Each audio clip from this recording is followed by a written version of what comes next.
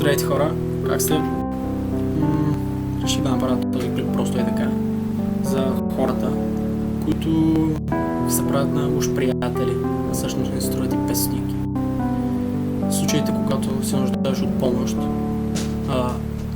почукаш някой на вратата, той не ти отвори или си измисли някакво оправдание. Или пък някой приятел, който ще е приятел след това ти забие нож в гърба.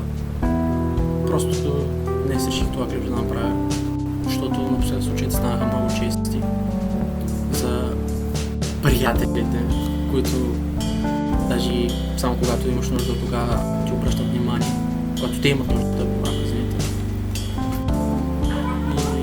И честно да ви кажа, това е супер гадно в днешното време, защото в принцип трябва да имаш един хубав приятел, който да те разбере. В днешно време са рядко с тези хубави приятели, които те разбират наистина и така е. Например, стана един случай на един приятел. Пример ще дам просто. Няма да казвам имена, защото е лично.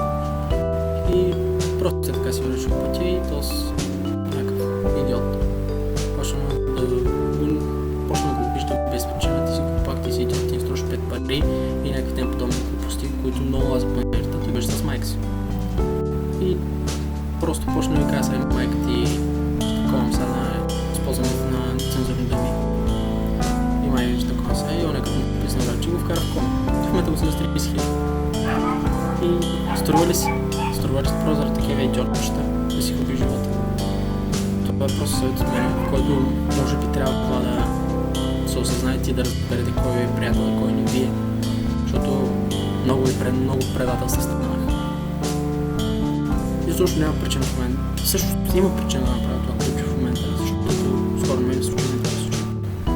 И искам просто да ви предупредя да имате много, защото много хора биха си отделили малко време да ви влияят много колко мозъка и да разберете кой е приятел.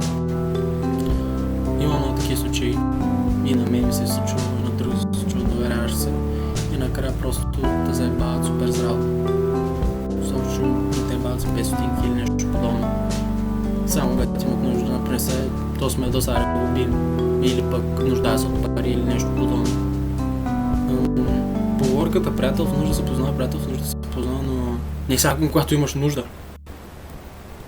Приятел значи да излезете някъде да си поговорите, да споделите, ама като му сподели да си остане тайна, като му кажеш, а не после след това целият град да разбере. И след това става лошо. Има хора, които, както в предишното си клип, че се изказах за рязането, малко привързан бях. Вярно е, това е малко тъпо така, почва се режете самораняваш, но както аз правя в момента сега. Искам да ви кажа, че има и други начини, например да поговориш с някой, да чуеш на психолог, да ти предпише хапчета, ако имаш някакви проблеми. Както казах, да имаш истински приятели, а не фалшиви, защото някъде това рязането е част от проблемите например, с някой fake friends, така да се изразя. И честно да ви кажа, това е супер гадно.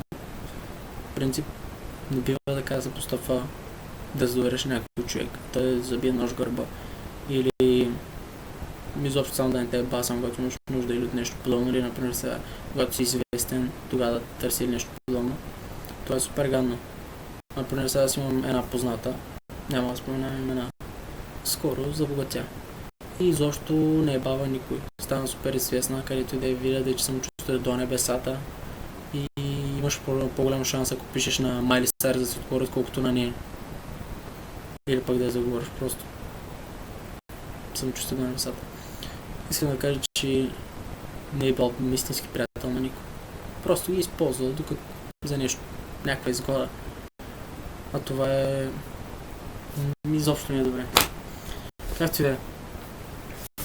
И искам да се извиня за миналия клип, за рязането. Наистина бях прибързан за някои неща. Не можа да довърши и двете страни. Да, прав съм за някои неща. Аз също се за думите, че това е лошо. Това не е нещо хубаво. Да се режеш, да се самонараняваш. Но има си и други методи. Всеки си има проблемите, да, вярно е. Всеки има някакъв начин, по който се изкарва нервите или тъгата или прочие. Просто Не бива според мен. Това е мое лично мнение сега. Всеки си има личен живот, всеки знае какво прави. Просто опитвам се да помогна по някакъв начин и се надявам да успея. Това е както казах днешното клипче, просто правя и така. Не защото никаква тема няма. Всъщност има тема, за да ви изгледате. Има тема, това е Fake Friends. Това е.